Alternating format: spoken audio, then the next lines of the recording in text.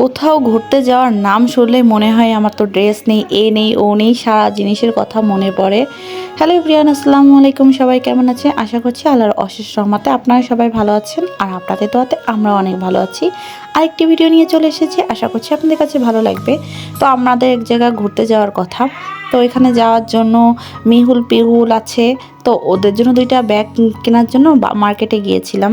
তো গিয়ে এই দুইটা ব্যাগ পছন্দ হয়েছিল, অনেক ঘোরাঘুরির পর কোনো দোকানেই পাইনি। তো আমাদের বেসিক্যালি কার্টুন ব্যাগ নেওয়ার ইচ্ছা ছিল, যেহেতু ওরা বাচ্চা, তো ওরা কার্টুন ব্যাগ অনেক পছন্দ করে।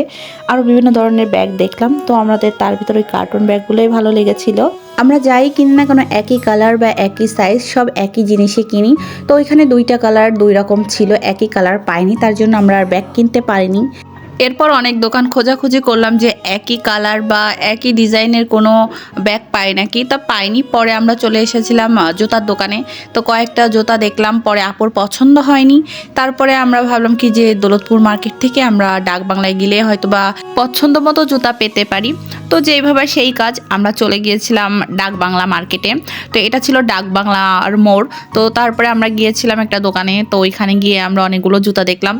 তাড়াহুড়া ছিল, ভাইয়া বাসায় ছিল, মেহুল পিহুলদের রেখে এসেছিলাম। তো তাড়াহুড়া করে আমরা ডাক বাংলায় যাই। তারপরে হচ্ছে একজোড়া জুতা পছন্দ করি, তো আপাকে বলছিলাম এই জুতাটা অনেক সুন্দর লাগছে।